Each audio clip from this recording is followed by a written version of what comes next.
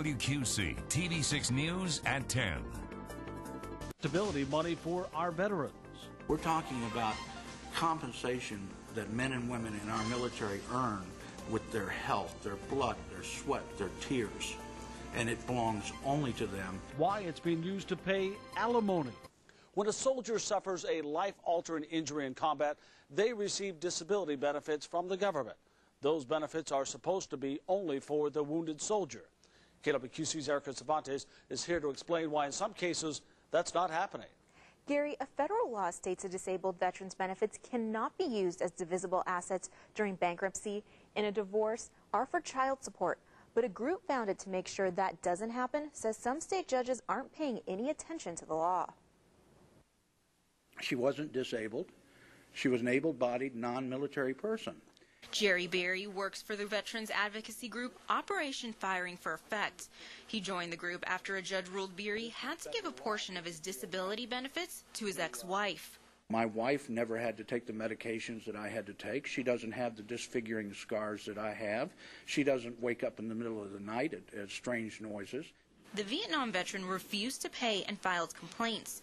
Eventually, his wife said she didn't want the benefits anymore, but it got Berry involved in helping others fight the same battle he did.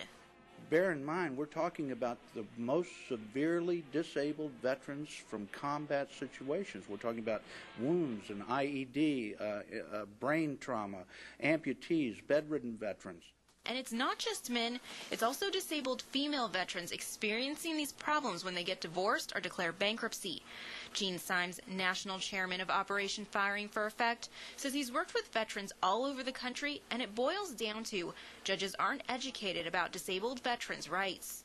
When a judge tells you you have no rights, you have no constitutional rights, well, that judge is violating the rules of this nation and what he was set to be. He is just as guilty if he was a crook himself.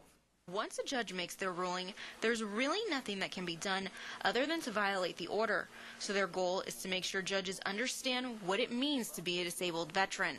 They've gotten by with it for so many years and used so many bad rulings as reference cases that it's now impaled into the judicial system as a way of life.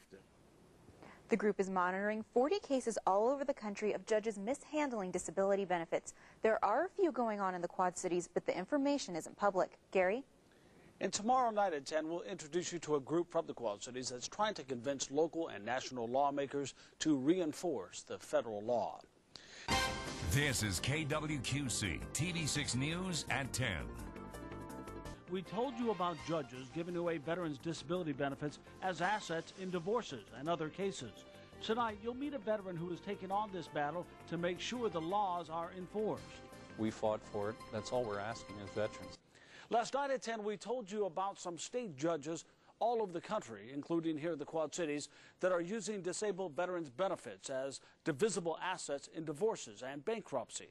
That apparently is against the federal law, which states the benefits can only be used by the disabled veteran.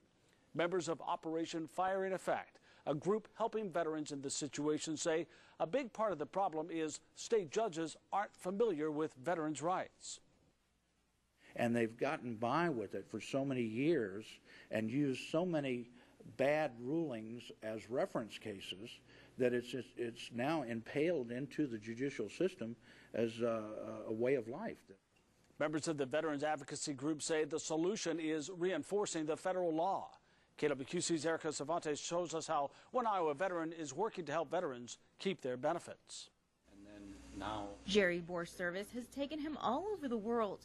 He fought in the first Gulf War, and now he's engaged in a new battle at home, making sure every disabled veteran never has to share their disability benefits in a divorce or bankruptcy. under that law, we fought for it. That's all we're asking as veterans, nothing more than everything to be followed accordingly. To make sure the law is followed, Bor and others recently traveled to Washington, D.C., where they met with members of President Obama's staff about the problem. I brought to his attention that what we need here is enforcement of the laws. And I think that a lot of not only all Americans would probably agree that some of the laws that are being followed and some of the laws are not. The Decorah man isn't only talking to national leaders, he's also speaking to local lawmakers. Bohr had a bill introduced in the Iowa House that would have stopped state judges ruling against veterans, but the bill died in committee. We're not trying to override the federal law. What we're trying to do is bring the state up to standard with the federal law. And the protection of veterans' benefits is what it's all about. But he's not giving up. Bohr is still meeting with local legislators to find a way to resurrect the bill in this session or try again next year. We have veterans in wheelchairs that are being forced, once again, violation of federal law, in wheelchairs being wheeled into jail and held in jail until they're basically saying, okay, I'll follow whatever the state courts are saying. To prevent that from happening to more of the nation's veterans, Bohr and others say they'll keep lobbying and offering help to their comrades who need them. They deserve better, and I'm asking better of my legislature to do something. In Davenport, Erica Cervantes, KWQC, TV6 News.